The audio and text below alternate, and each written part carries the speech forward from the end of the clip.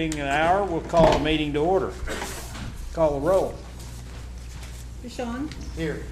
Gillum, Harrod, Here. Finley, Here. Rutherford, Here. Shaw, Here. Salter. Here. We have a quorum. Would you please join me while Don Lynch leads us in the invocation?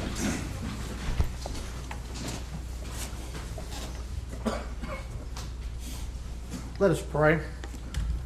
Almighty God, we come before you this evening, thankful for all the blessings that you have given us.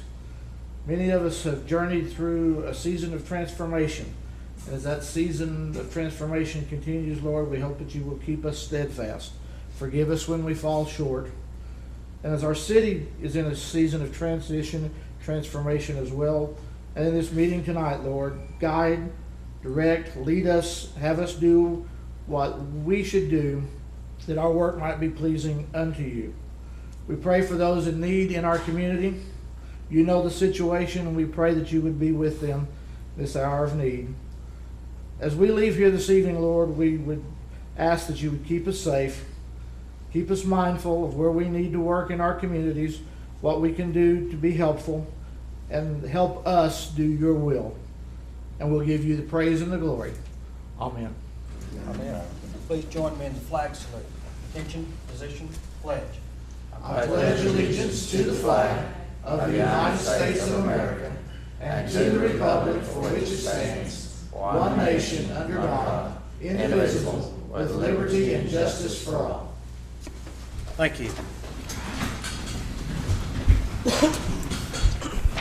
Item number 1, consider approval of the consent agenda. Mayor, I'd like to move item 1C off for discussion.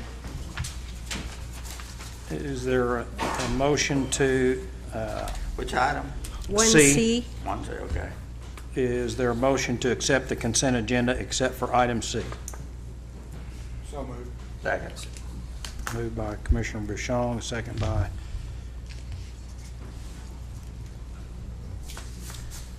call get a mine? question. I did get your second by Commissioner Harrod. I'm sorry.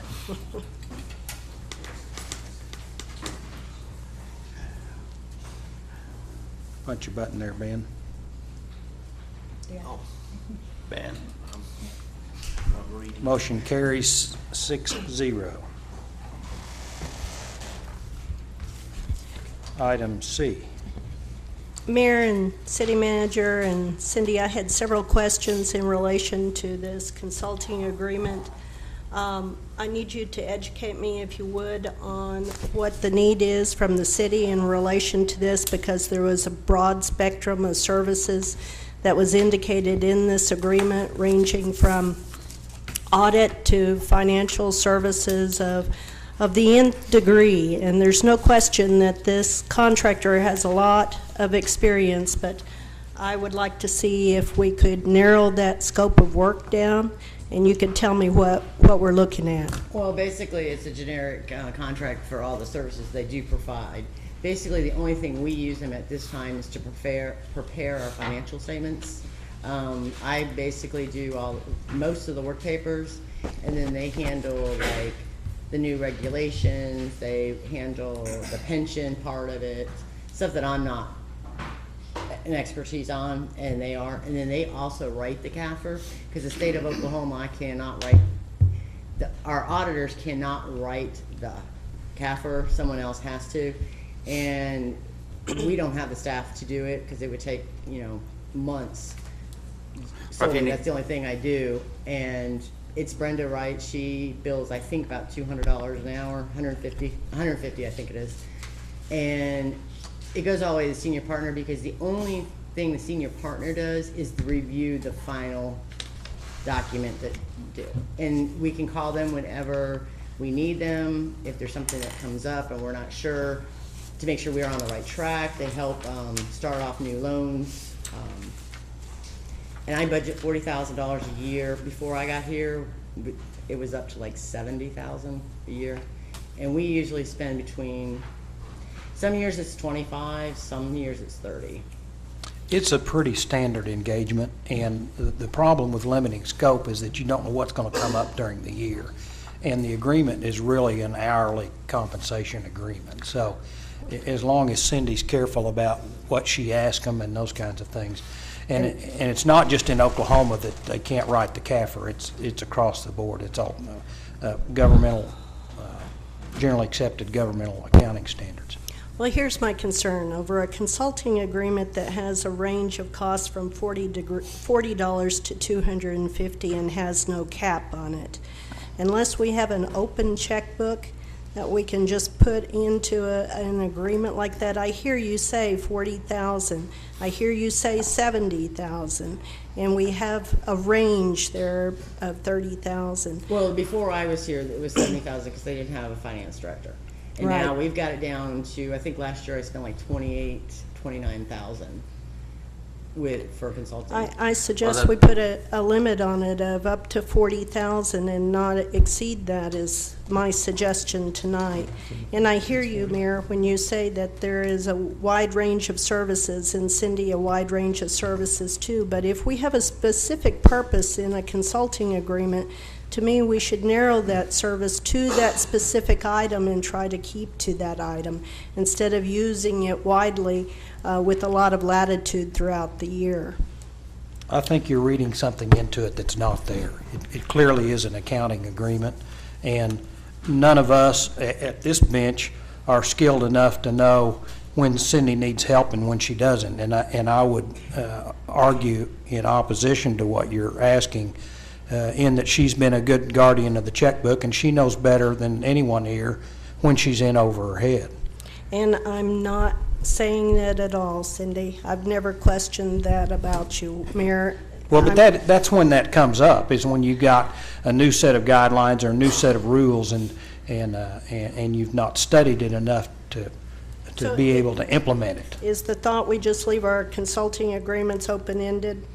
Not necessarily, but in this instance, I think Cindy knows and has been very careful in terms of her track record what she incurs those costs for. And I have enough trust in her to know that she's not going to call them unless she needs them. Again, it's not a trust factor that I'm looking at. I'm looking at language within an agreement that gives an express amount and does a specific function. I strongly oppose this action, whatever degree that it's done.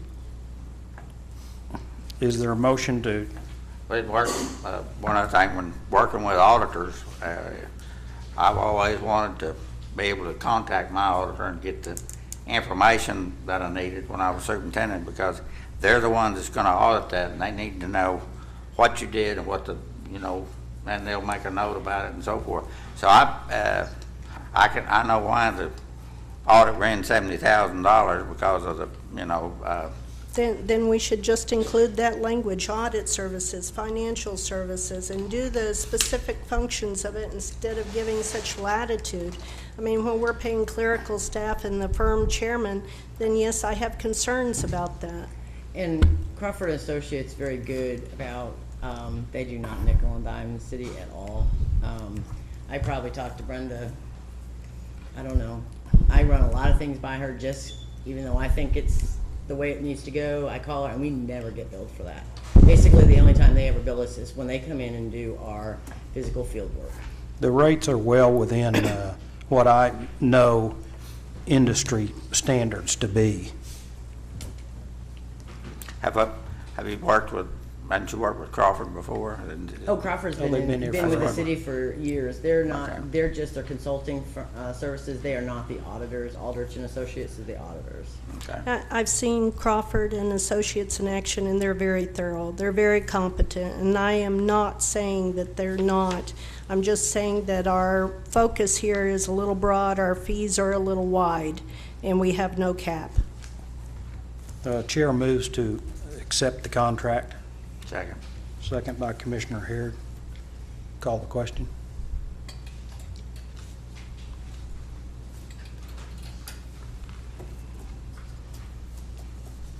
Ben?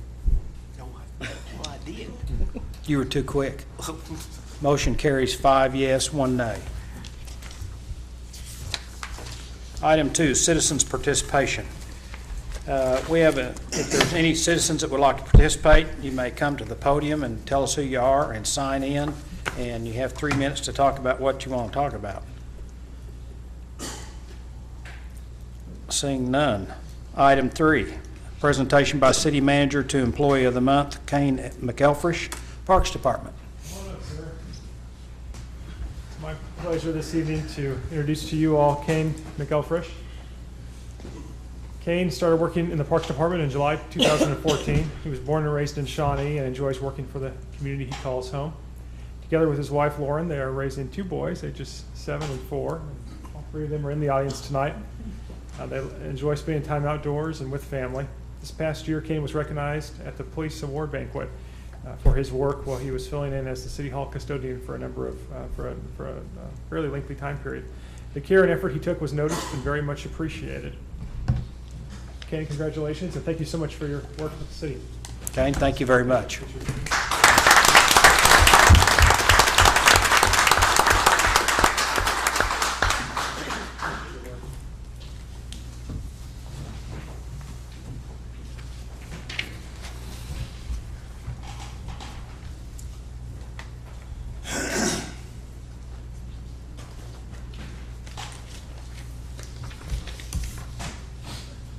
Family Promise Day proclamation. Whereas homelessness can and does affect entire families in any community, and whereas Family Promise of Shawnee offers help and hope to regain self-sufficiency to homeless families with children and homeless pregnant women, giving them the chance to build a better future through cooperative efforts of the local congregations, businesses, social service programs, educational institutions, and individual efforts.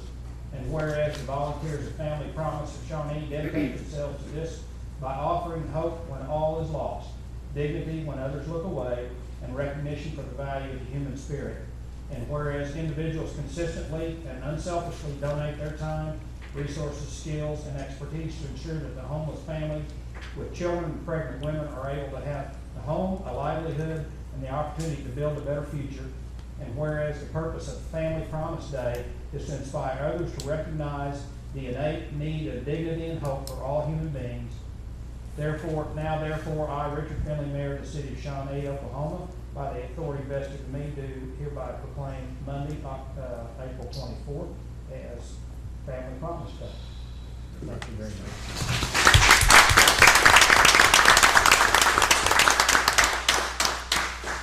I also have a proclamation for Loyalty Day.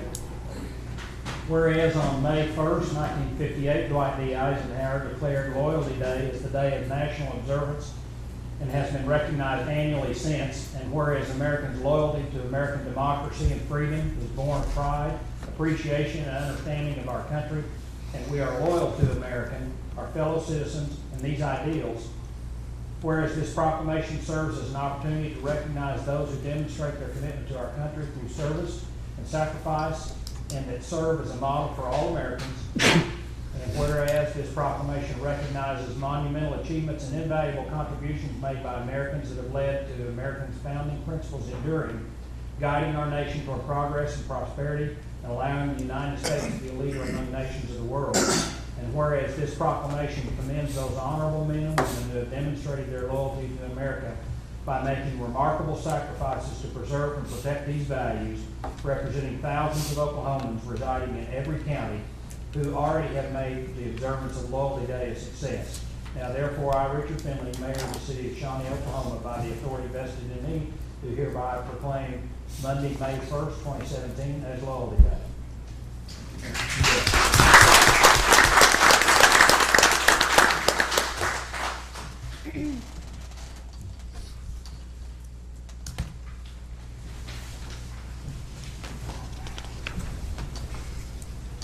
Item 5, consideration of memorandum of understanding between the City of Shawnee and Shawnee Public Schools pertaining to recreational use of school sites, city permitting and fees, and the demolition of former school buildings. Thank you, Mr. Mayor, members of the commission.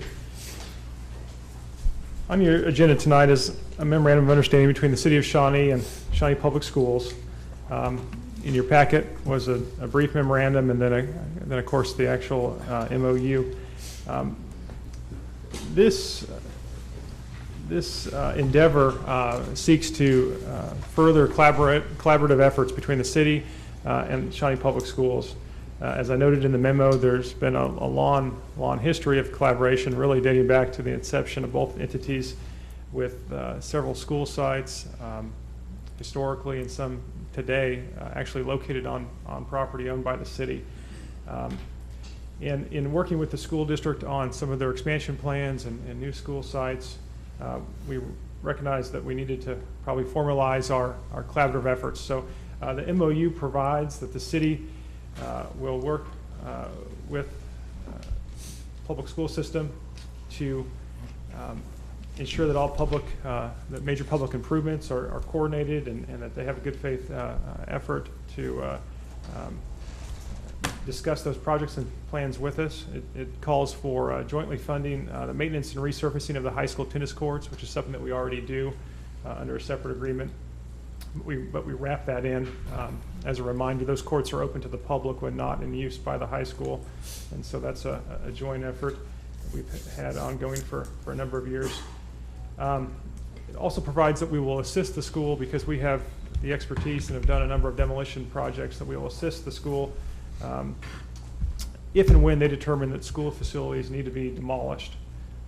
No one has made that determination about any sites at present, but this MOU provides for that in the future if that's determined. And in return, the Shawnee Public Schools will provide a number of things to the city and to the community at large. It will agree to donate necessary right-of-way to make improvements where required. They will also make a good faith effort to facilitate recreational use of their properties, which they already do a great job of. But things like the new Avitas Park that's going in adjacent to the middle school, and playgrounds at school sites around the community will be open to the public when not in official school use. And this is important with our Blue Zones effort. And this is important because we don't have city parks everywhere. And for a lot of neighborhoods, the school sites are their green space and are their ability to recreate and to hopefully to walk there or bike there. And lastly, the public school system will agree to demolish the Washington School building located adjacent to the Shawnee Community Center at the formal written request of the city of Shawnee. So there's been some discussion. I know there was an article in the paper over the weekend. At this time, there is no written request to demolish Washington School. It's simply incorporated into this agreement because there has been some discussions historically about what to do with that building. What I anticipate in the coming months is that city staff and school district staff will meet to talk about that building specifically. We'll go through some of the challenges, look at cost estimates to rehabilitate the building, and then I will bring something back to this body for formal action regarding that building specifically. So acceptance and approval of this memorandum of understanding, just to be clear, does not automatically cause the demolition of any school facilities. That will be a secondary decision in the future. And with that, I'd be happy to answer any questions that you have. Did you, on any of these, I remind you that they need to have asbestos studies. Yes, sir. Maybe somebody got in trouble for not doing that, if you recall. Yes, sir. We of course do that on as required by law on our demolitions. So we're happy to assist the school with that as requested. So if any entity or individual business wanted to repurpose Washington School at this point, they could just contact Shawnee Public Schools? Yes, either Shawnee Public Schools or my office, and we'd be happy to have that discussion.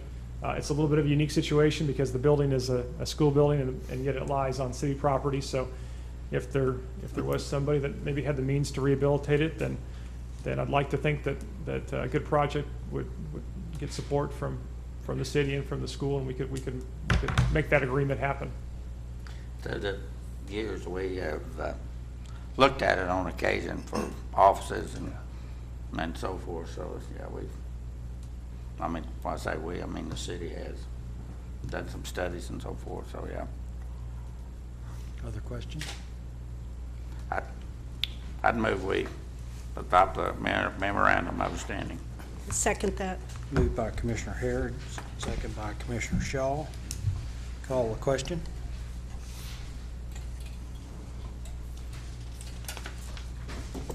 Motion carries 6-0. Item 6, discussion, consideration, and possible action to approve emergency repair to traffic signal controls at the intersection of Highway 18 and Garrett's Lake Road in the amount of $49,500. to Signal Tech.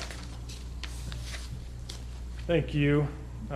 Last week, I authorized an emergency repair to the traffic signal located at the location the mayor just mentioned at Highway 18 and Garrett's Lake Road. We have a control cabinet there that is damaged, and the electronics inside of that cabinet are in very poor condition, and it was kind of crudely fixed on a very short-term basis. And so given that that's a high traffic area, large trucks and a state highway, we felt that we needed to get that repair started as soon as possible. Hopefully that repair will be completed this week.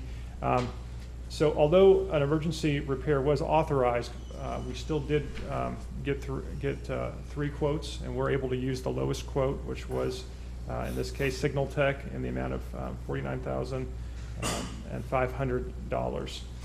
And because it is an emergency repair, and because it exceeds $25,000, it does still require your acknowledgement of that. So staff would recommend Getting you out of trouble. that you approve the repair that I authorized last week. Be happy to answer any questions that you have.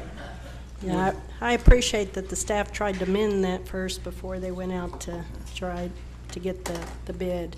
So I make the motion to ratify your actions. Second. Motion by Commissioner Shaw, second by Commissioner Rutherford. Call the question.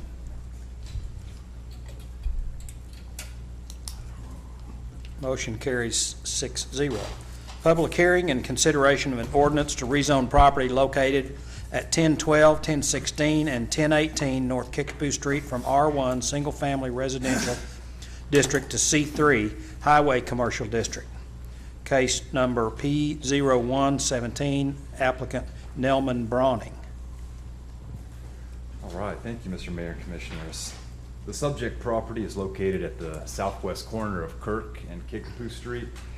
It is roughly a ½ acre in size. It's currently vacant, and it really has commercial across the street to the south. And the intended use is for storage and warehousing, which we've discussed with the applicants that any storage would have to be maintained within that structure behind any fencing. So this is the same ownership as Steve's Body Shop, which is right across the street. So that is the intended use there, and it does conform with the zoning really within that area. And staff has no objections to the approval of this rezone, but I'd be happy to answer any questions that you might have. Justin, I didn't see that there was any concerns or issues with any businesses or residents. Was there anyone that brought up any concern to that effect? No, we had no protest letters, no calls about this. What is the staff's general attitude about facilities such as storage facilities on what will one of these days be main arteries? Sure. Once we start down this path, it occurs to me that it's a slippery slope. Very true, very true. So currently, we follow what we have in our zoning code, and that just is one of those things that we allow right now in C3 until the city perhaps considers or looks into separate districts where you can regulate the uses within that. We really do have to follow what we currently allow within the zoning district. Can you educate me, Justin, kind of as a follow-up to what the mayor said, but in a different respect? How many storage facilities do we have in Shawnee, or are you aware of how many? You know, I'm not sure how many that we have. Really, that'd be the difference between mini storage, which back in 2014, when we updated the zoning code, we restricted that a little bit more, so it couldn't go into so many places. This in particular would, by any respect, look like a commercial business. Landscaping applies, sidewalks, parking, fencing. Really, all the beautification standards that we have would apply.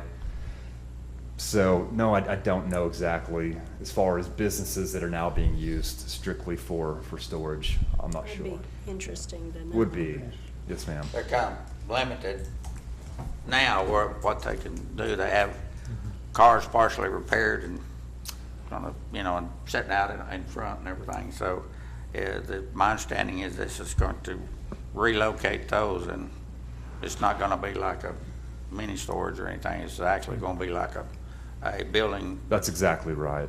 Yes, Like sir. a shop for storage, instead of it's not gonna be like like I said, like a storage facility. True, and I make the point again that any of that storage would have to be behind site-proof fencing within the structure itself.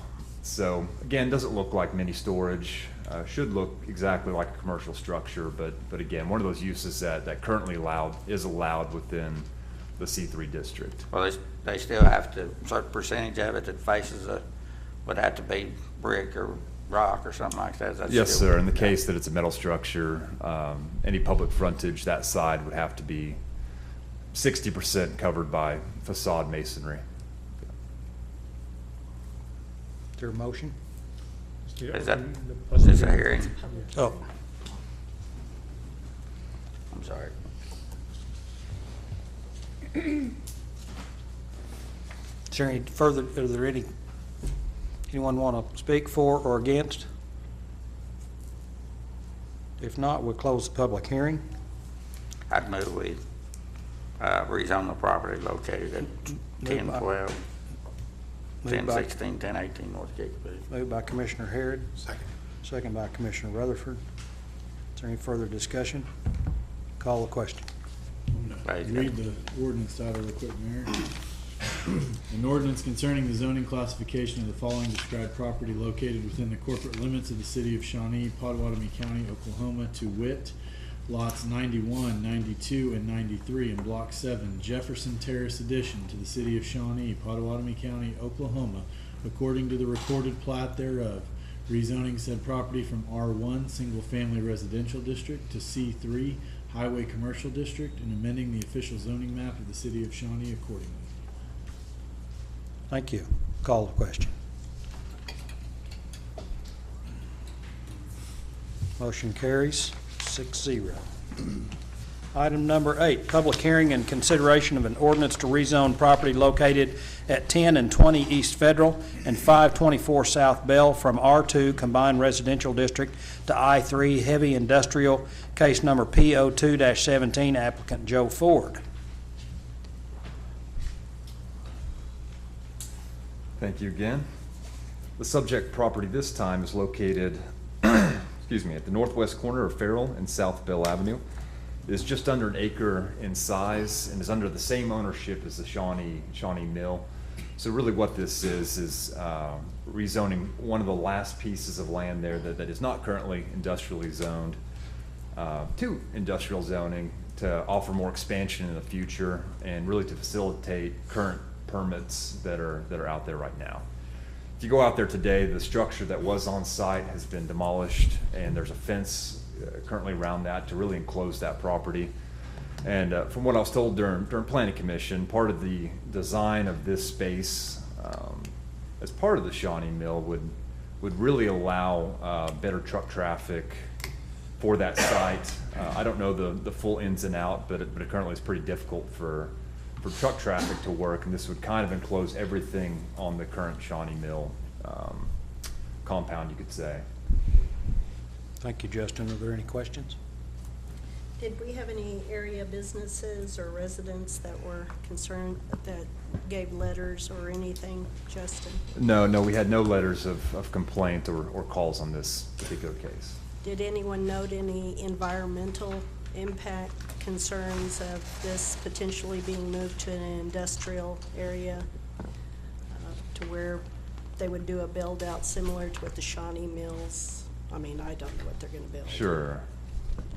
No, there were no comments brought They up. actually don't have plans right now for that property. I don't believe they. This is on the corner, necessarily isn't it? do. It is. Yeah, It is. I think you're wanting to increase the radius on the turn so that the trucks can make the turn easier as part of Sure. part of what they're wanting to do. And honestly, between the separation from the road right of way, it limits some of that space between the road and what's currently built. So any type of traffic study needed or considered for that, considering you just truck traffic? Sure. In my opinion, not necessarily, no, especially with the fact that this would really enclose that traffic within the Shawnee Mill site as it exists today. I think it would actually serve to reduce that quite a bit. They're designed to keep the traffic off of Farrell, so they can stay inside their own perimeters to turn the trucks around instead of having to make the big loop around. It's pretty lengthy to go all the way to the cross under Well, and that around. was the master Just to keep plan them when they on their closed property. Broadway, wasn't it? There, you remember that? I don't remember that. Yeah. I wasn't here. Well, yeah, okay, well, yeah, that was I think, Justin, you recall that was on the master plan was, and when we closed Broadway, was to divert that traffic so it'd be within the protected area there. Yes, sir. Thank you, Justin. Thank Is there anyone here to speak for or against? Mr. Ford? A lot of activity up there, Joe. What sign, right? Yes. Yes, please.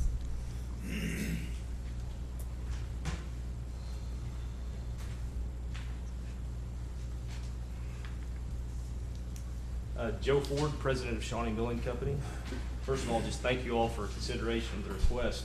I thought I'd give a little, I heard some questions and I thought I'd share a little update on what we're doing at the mill right now and how this rezoning impacts our expansions.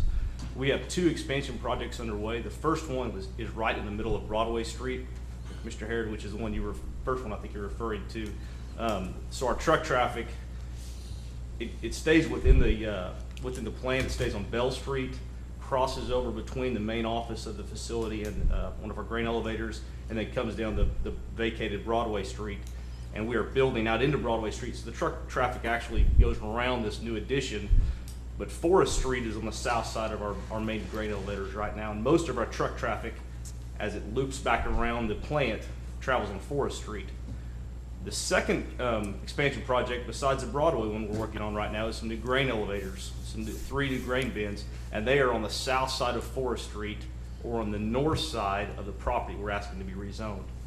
So our plan is to continue the truck traffic within the facility, but if there is a need to take a truck outside this new grain facility, so right on the south side of where this new bins are being constructed, they will cross over this property we're wanting to rezone from residential to industrial.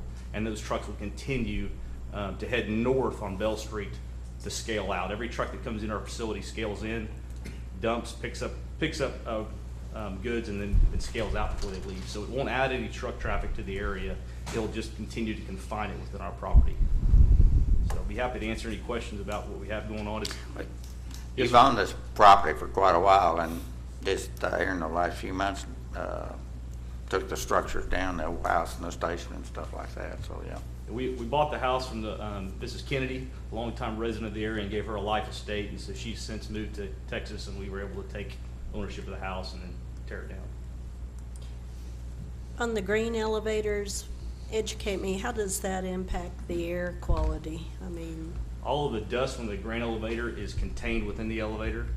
Every one of our facilities where we move grain has suction on it, which is 99% rated to remove any dust that is created during that movement. So this expansion will not create any more dust in the area. excellent, thank you. You're welcome. Other questions? Thank you. Close the public hearing. Is there a motion? Do So we need moved. it read? Commissioner Rutherford moves we approve. Second. Second by Commissioner Salter. Call the question. Joe wants to read. Joe needs to read. I gotta earn it, I'm Mayor. sorry. $1 An ordinance concerning the zoning classification of the following described property located within the corporate limits of the city of Shawnee, Pottawatomie County, Oklahoma, to wit: east 10 feet of lot 10 and all of lots 11 through 17 in block 121, amended plat of the city of Shawnee, Pottawatomie County, Oklahoma, according to the recorded plat thereof, rezoning said property from R2 combined residential district to I3 heavy industrial district and amending the official zoning map of the city of Shawnee accordingly. Thank you. Now call the question.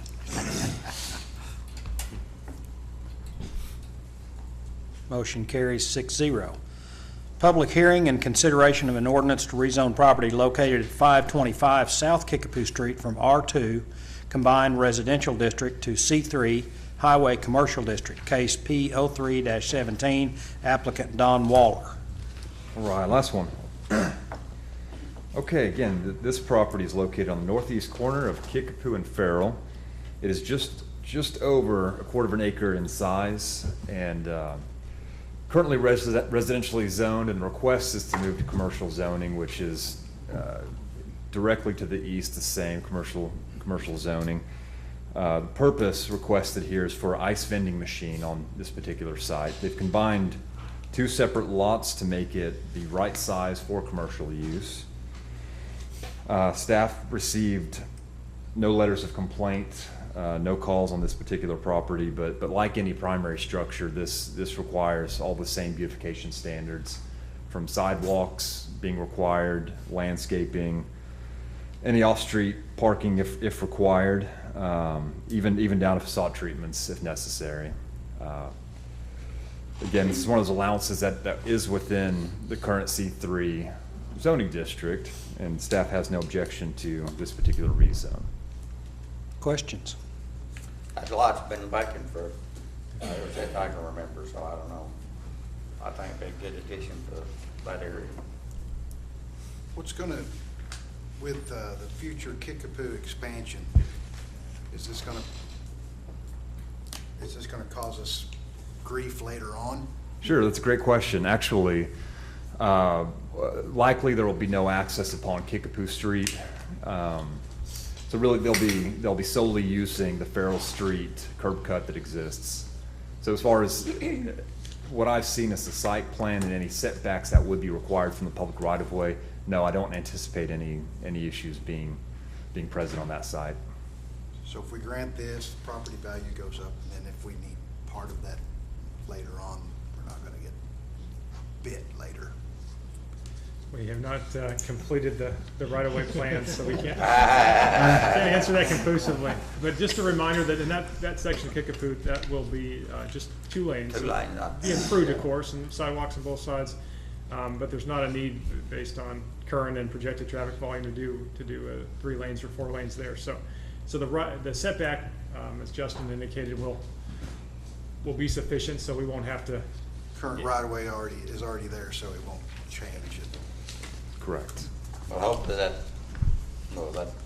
do something about that dip where my trailer's drag when I go across there. Mine too, yeah. Thank you, Justin. Thank you. Thank you. Is there anyone here to speak for or against? We close the public hearing. Is there a motion? Move with rezone the property. Moved by Commissioner Harrod. Second by Commissioner Buchon. You may read. Thank you, Mr. Mayor. An ordinance concerning the zoning classification of the following described property located within the corporate limits of the city of Shawnee, Pottawatomie County, Oklahoma, to wit, lots 5 and 6, block 126, amended plat to the city of Shawnee, Pottawatomie County, Oklahoma, according to the recorded plat thereof, rezoning said property from R2 Combined Residential District to C3 Highway Commercial District, and amending the official zoning map of the city of Shawnee accordingly. Call the question. Motion carries 6-0. Item 10, acknowledge sales tax report received in April 2017. Remember, I'm just the messenger.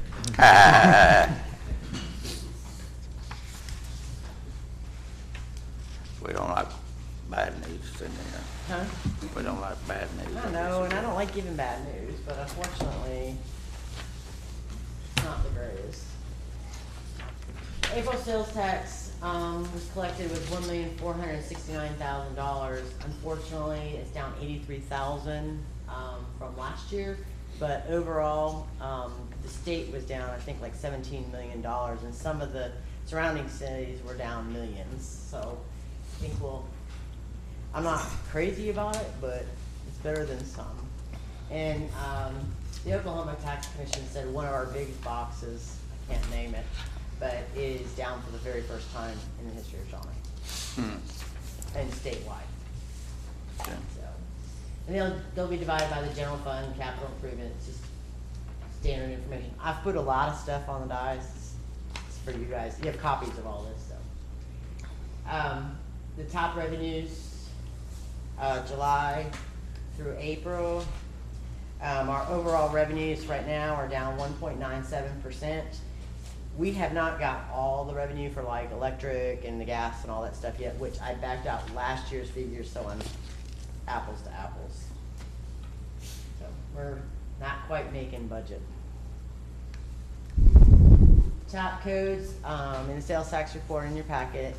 The reports hadn't come out yet. They came out Friday afternoon, so I threw them in today. You should see the sales tax is down 5.35%. The retail trades is down, which is kind of surprising, but I don't know. People just, hopefully we can shop Shawnee and move forward. What was that again? I said the retail sales, Okay. the retail trades, which is like the big boxes, are actually down.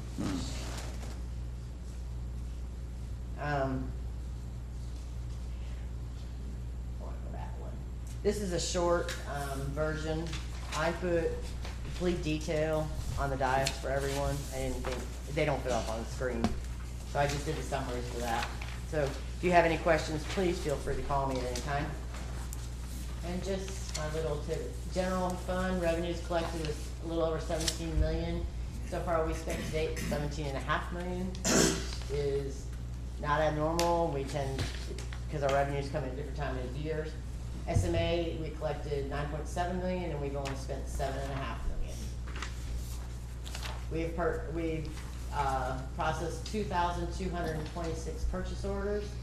We processed 6,000 payroll checks and direct deposits. We've processed 10,762 invoices and about 4,600 checks. And we spent $23 million so far. Questions? Thank you. And if you have any questions on all the stuff. But this is the detail by month for you. And I try to put it on big. Thank you, Cindy. I can't read the small papers anymore either, so. Yeah. Justin, city manager report. Thank you, Mayor and Commissioners. Just wanted to update you on a few items. You've got a full report in your packet. I'll just highlight a couple items. Our strategic planning effort is going well, and I've been working with the subcommittee, comprised with Mayor Finley, Vice Mayor Harrod, and Commissioner Shaw. And we do have a draft that we've got worked up, and I have a printed copy for you on the dais today. We'll be looking to involve some more community engagement. Of course, we did our community survey and have had other opportunities for engagement, but we'll schedule some, hopefully at least 4 or so additional engagement opportunities with the community in May, and then hopefully be prepared to have this before you and finalized with your budget document in June. Just wanted to remind everyone the free garage sale weekend is this weekend, Friday, Saturday, and Sunday. So get out there and submit your sales tax. Sidewalk projects are about to start. We have issued a notice to proceed with our low bidder, and they have a pre-work meeting tomorrow. And so you'll see the year 1 of the city and Avitas 5-year sidewalk projects begin starting on Main Street. If you drove on Main Street today, you noticed that the 4-way stop that remained at Main and Minnesota, the traffic signal that remained at Main and Minnesota is coming down. It came down late this afternoon, and we will be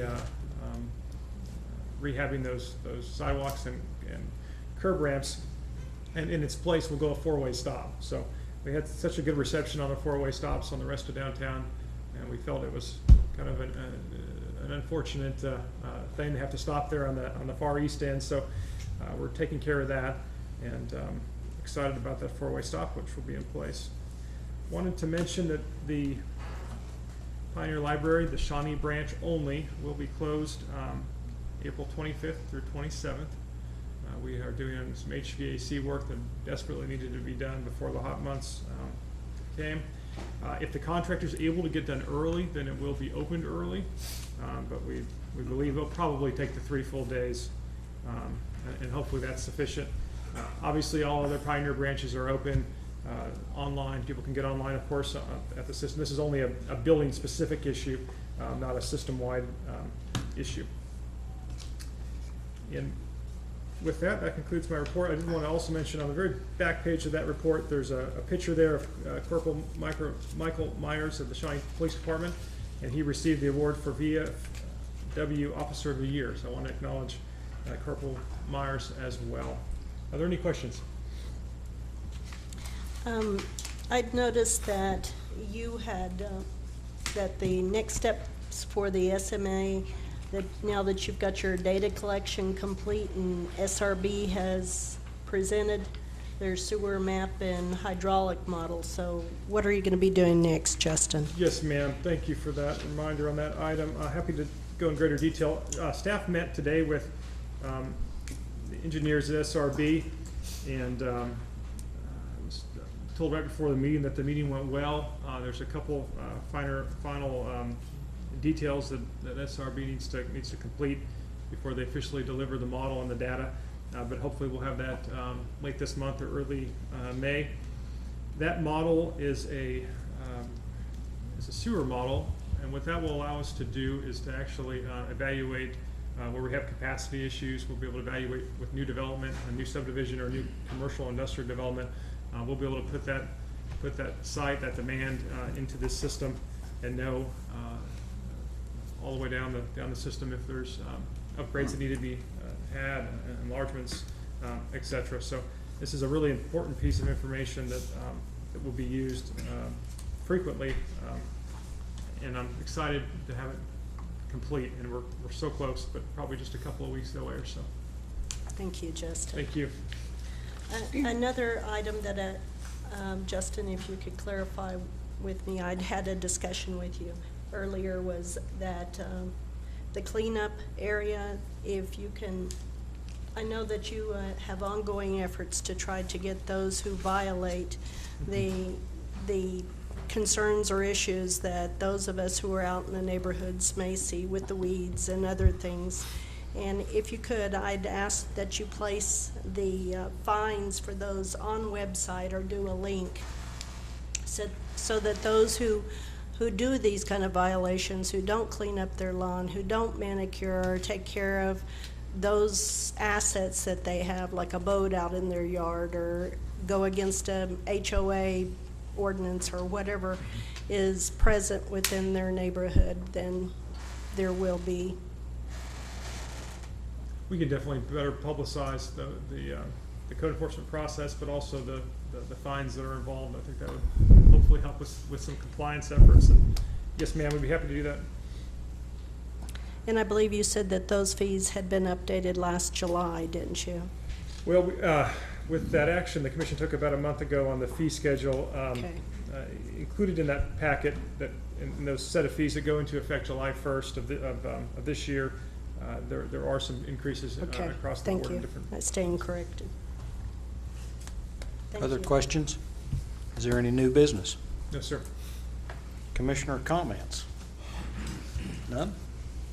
Well, I just, Justin mentioned the strategic plan, and I'd like to, publicly thank the staff for all the time and the work they put in, also the mayor and Commissioner Shaw.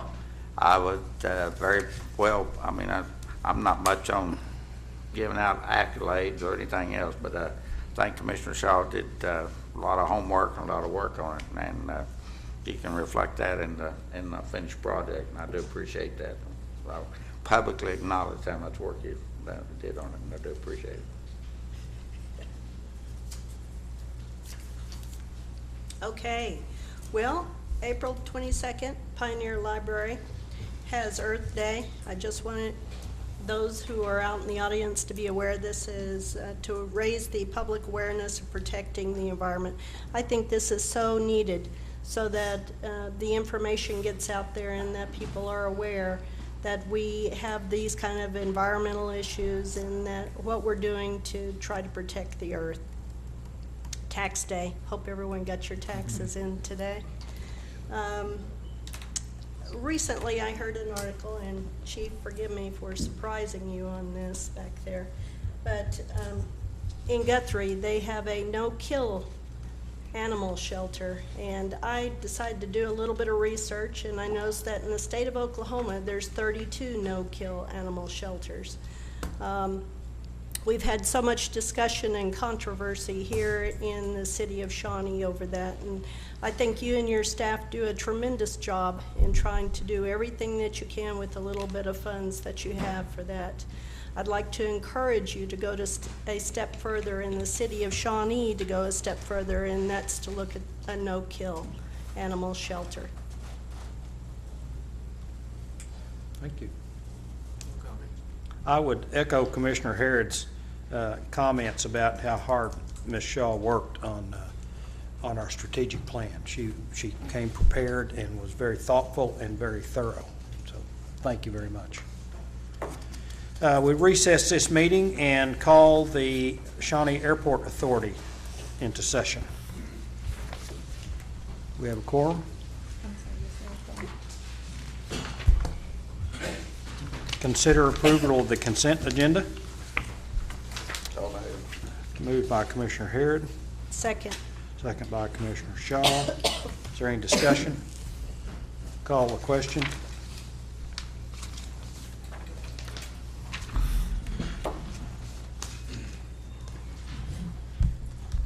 Motion carries 6-0. Item 2, presentation of preliminary Shawnee Airport Authority budget for FY 17-18. The purpose of this is we just want to start getting it out there, and we did a few things different this year. The Shawnee Regional Airport and the Utility Authority, we did a 5-year projection, and these are just preliminary, but this is to get started in the talks of budget, and we will be meeting, setting up individual meetings, or, you know, just a couple of them to talk about the general fund and any of the other questions. But this has been presented to the airport board last month, and they were good with it. There is some issues, but I'll get to those in a second. Just like everything, we don't have enough money. The largest revenue, obviously, with the airport is our fuel sales. They pretty much are about the same as we charge for the hangar and hangar rentals. The rental is consistent in the 5-year projection. It does incorporate the increase that we had. We had a 12.5% increase this year. I think it was February, and then we're doing a 12.5 again to a total of 25. Oil and gas royalties have stopped. We do have oil wells, but the company that owns them has gone bankrupt. So I really don't think we'll ever see any more money from them. And in the future, 2018, 19, and 2021, we'll be getting grants, and the event sales is fundraising for the fly-in. I know this is small. I gave everybody a copy of this last meeting. Basically, for next year, our total revenues is we're anticipating $639,000. 2018, 2019, 1.1 million. The following year is 589. Years 20, 21, sorry, I get all confused. I've been working like 6 different years in the last few days. Is 893,000, and 21, 22 is back down to 604. As you can see, the years that have the higher revenue, we are getting the federal grants, and that is anticipated. You know, expenses. Does that include the, on the new hangars, when the revenue from those, or when's that come into effect? In a few more slides. Okay. Sorry. The expenses, these are just assumptions right now, 2017, 18 next year. Our salaries are based on 2.5% merit and 1.25% COLA. With the revenues, I can't guarantee, I'm not making any promises on that. But last month it looked better than it did this month, unfortunately. For the future, I just used 2.5% across the board. Health insurance is budget And these will be general information on all our funds. I mean, one doesn't have different than others. The health insurance is based on the current rates until we get the new rates for 2017. Future health insurance is based on 5% increase year. Retirement is based on the actual salary amounts, and future years based on 2.5% for the retirement increase. This is the personnel services. As you can see, it's pretty consistent across the board. It's just small raises. And you have complete copies of this in your packet. These are materials and supplies, pretty much standard across. The airport really doesn't vary much. He spends about every dime we give him, but he stays really good into the budget.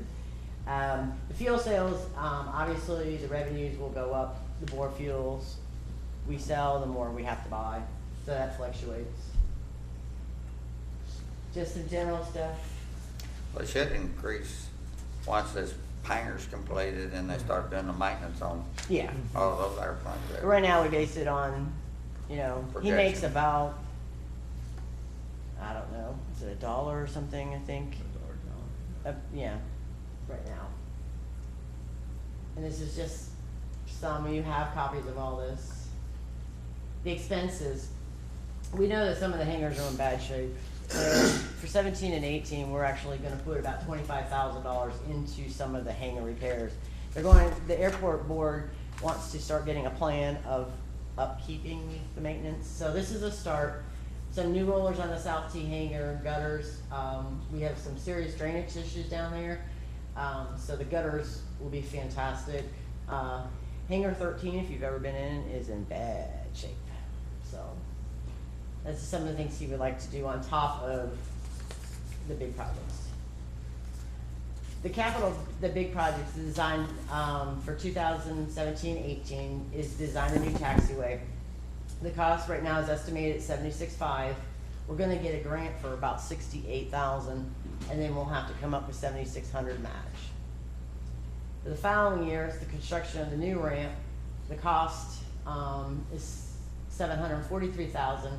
The grant's gonna be about $550,000, and the airport's gonna have to match $186,000. The 10-unit T hangar in years 2019, 2020 is gonna cost us, estimate about $350,000. There is no funding for that for a grant. There's gonna be options. There's gonna be a loan from this, could be a loan from the city, a loan from Shawnee Industrial Authority. It could just be a regular bank loan. We'll have to figure out that in a couple of years, but the whole idea of the 5-year plan is to realize in 2019, we have to come up with some money for the airport. Fiscal year 2020-21, we're gonna extend the taxiway, and our match will only be $33,000. Bottom line, on the 5 years, for next year, 17, 18, it matches, it balances. 2018, 2019, we're in the hole $122,000. 2019, 20, it's in the hole $282,000. And then it's just the project, so it will have to be funded. And one of the things that the airport board, when they saw this, they realized they need to look at some other way to generate revenue. It gives you an idea, say, ooh, a couple of years, we're not gonna have any money. So, the loan options, this is on the $350,000, based on 2.15%, 10-year, can't afford it. The only way we can afford it is to do a 15-year, because the monthly T rental brings in about $30,000 a year, about $250 per hangar per month. So obviously the 10-year is too much unless they have other revenue generating things on the airport. What's the expected useful life of the Of the T hangars? hangars? I would 40? say at least 20 to 30 years. Okay. We have hangars out there that are over there for, I would depreciate them probably at 20. Okay. Questions? How old is hangar 13? I would I would Do have what? to, just guess, hangar 13, probably 30 years old. And it's just, Sounds like it needs help. there's a lot of hangars out there. Keenan's been very good about trying to do as much maintenance as he can. They paint the hangars, they do a lot of the work themselves, so we don't contract it out. It just gives you an idea, 5 years out, we'll only be adopting in June a 1 year. So, Kudos on the 5-year plan. Yeah, like that's- that. Yeah. It makes you realize going, oh, just. I like that. As I told the board, I always tell the board, at the airport, you have no money as a joke. And then they said to me the other night, they said, you really do mean it, we have no money. Thank you. Is there any new business? No, sir, no new business. This meeting is adjourned. And a call to order the Shawnee Municipal Authority.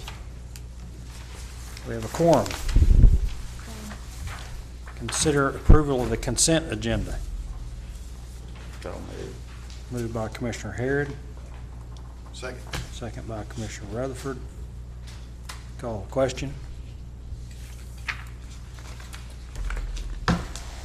Motion carries 6-0. Number 2, presentation preliminary Shawnee Municipal Authority budget. This isn't that long either. Last week, you got the lovely, huge packet. We sent electronically, and it's hard to read electronically. That's why I sent a hard copy out. Thank you very much. And it's nice on 11 by 17. Yeah. Because I can't read it on That's, 11 by. we old folks like 11 by 17 paper. Yeah, me too. I'm using 11 by 17 more and more. I'm not gonna, you have, you saw the notes in here, and this is just beginning talks, just to show you what direction we're heading. There's nothing concrete, and as you know, water revenue is kind of volatile depending on how wet we are or not. What I did for the revenues, as I projected, I used 2.5% increase of the projected water sales is what I anticipated here. We had budgeted this year $7 million. We're not gonna make that, because we had a wet summer last year. My estimate year end is only at 6.2 million, so I started at what I thought it would be moving forward. Because on this big sheet, out on 2021, 2022, we're just a little over 7 million. I'd rather be conservative. Sewer sales, I used 2.5, and I used 1% increase on sanitation. Reconnection fees were adjusted to reflect the new fee schedule that will begin July 1. Sorry, I just saw a typo. I apologize, I did this afternoon. Revenues were projected stable, but in 2019-20, we plan on taking a $30 million loan for construction for the 2 sewer plants and the water plant. We used to get money from Nextel, but they have pulled their lease off the tower. So expenses, same So thing. that, was that the tower at the Mountain Missile? Yes, sir, yes, sir. What happened? Just- Their lease ended and they just did not renew it. So. Same as the airport, I used 2.5 there, 1.25% COLA. Other years was 2.5 straight across the board. Insurance rates remain the same. The workman's comp in the utilities, you'll notice that there is a big fluctuation in some departments and other. We've done a lot of reconfiguring. We're self-funded for our workman's comp, and we budget about $650,000. I take what the industry standard is times their salary to get a true departmental cost. So, and I don't do that every year because it's a big job. So this year I did it. So we may have more people. The plants went considerably up because we doubled their employees because there was a lot of shifts that were working by themselves, and for safety issues we increased 3 or 4. So the workman's comp is all over the place, but we are self-funded, so it's just a cost allocation that I do on a monthly basis. Retirement's based on DB rates at 16.5, the DC plan, depending on the tier and how many years of service. Utility billing, other contractuals, I'm only gonna touch the big ones that I think The notes that I put in the packet are more detailed, but other contractual services, the $100,000, this is for printing, postage, and mailing of utility bills. Even going out in 5 years, there's nothing unusual, except, next year we need to get some new handhelds. In 1920, we need to get some new trucks for the meter readers. They will be 5 years old, and we are, how old are they now, Phyllis? They're already starting to have issues. Didn't we have to do a transmission? I wanted a new vehicle, 3 years old. Utility administration, other contractual services, biggest, ticket item in there is $2 million for central disposal, which is obviously our garbage and recycling. There's $700,000 in a rollover, because we are hoping to get a building eventually, because we need to expand down at Kickapoo. And $150 in contingency, is used for emergency repairs. The lake is we have one full-time person out there all year round, and we have, a part-time in the summer, and then we also have police officers that work the lake all summer. Capital outlay for next year's, some small items. The biggest is going to be the kiosk for the permits, to try to get it streamlined so they don't have to come into town and pay for their fishing, and, this is at Twin Lakes. And then one other thing, we have, other contractual services, the overage of West Watkins. They collect the fees, they run the programs, and then if they're short, if it doesn't balance it, the city has an agreement to fund it. This is just basic stuff, and that boat dock lake is number 1 in 2019, 2020. We'd like to put another boat dock out there. Water production. There's it's really nothing unusual in operations. There's $2 million for the water plant upgrade. Pipe bursting is $1 million for next year, but during construction, we're probably gonna need the money, so that's gonna decrease. I think I budgeted $500,000. We've budgeted $500,000 out. We have $240,000 to clean the sledge pond, and the DEQ requires at least $50,000 per year. So, nothing. Water distribution, we've been doing at least $1 million in water looping, but that's gonna have to slow down. There's really, north side and south side, in one of the years, there's capital of $462, for a screw pump, only to be done if needed before a new plant. We're in pretty good shape with trucks and everything, so we're really not gonna need a whole lot of other capital. So, nothing out of the ordinary. Sewer collection. Basically, our city will agree the next 5 years are gonna be the 3 plants. I mean, that's gonna take everybody's time. And in your packet, you have the debt service schedule for your review. This is based on an interest-only loan into some of our other debt pays off, because we just cannot afford. I think PCDA, which is the largest debt we have, pays off in, I think, 22. So to do the plant, so it doesn't kill everybody, Chris Gander and I did it interest only, just to get an idea how much it's gonna cost. And then the transfer is to the general fund and streets for administration and new water lines. So, this is a summary. And this didn't even come out as bad as I thought it would be. This is a rolling, fund balance, because the utilities will look different than the airport. My estimate for this, at the end of this year is gonna be $4.1 million in fund balance. And next year he'll use some, and as you can see, at 5 years out, we'll be short $2.8 million.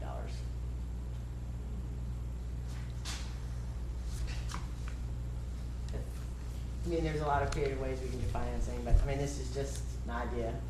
So does anybody have any questions? Questions? I know that's a lot to take, especially when. You sent it to us.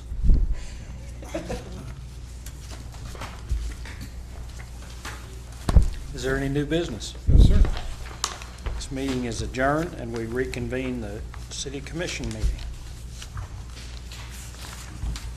Item 14, consider an executive session for discussion and possible action on litigation pending against the city of Shawnee by Kathy Anderson, Workers' Compensation Court, case number 2014-045268, as authorized by 25 OS 307B4 on the recommendation of council that public discussion would impair the ability of the city attorney to adequately defend the city. Is there a motion to enter executive session? So moved. Commissioner Rutherford, is there a second? Second. Commissioner Harrod, call the question.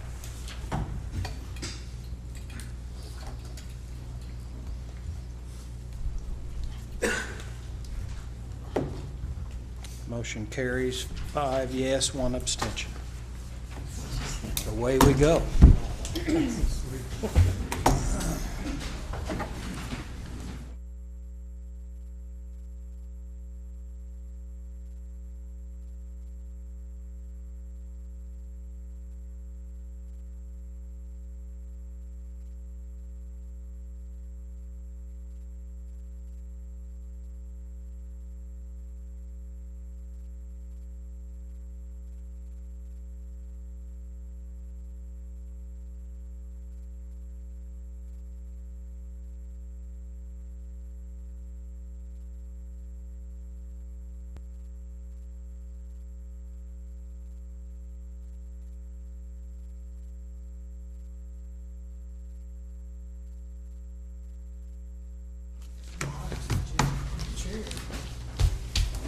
Item 15, consider matters discussed in executive session regarding pending against the city of Shawnee by Kathy Anderson, Workers' Compensation Court, case number 2014-045268, as authorized by 25 OS 307B4, on the recommendation of council that public discussion would impair the ability of the city attorney to adequately defend the city.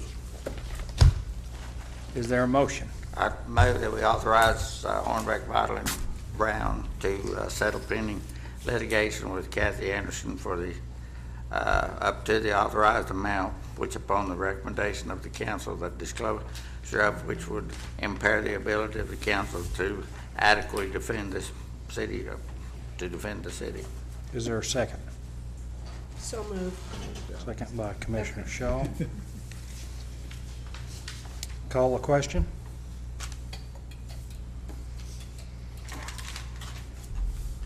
Motion carries 6-0. We are adjourned. So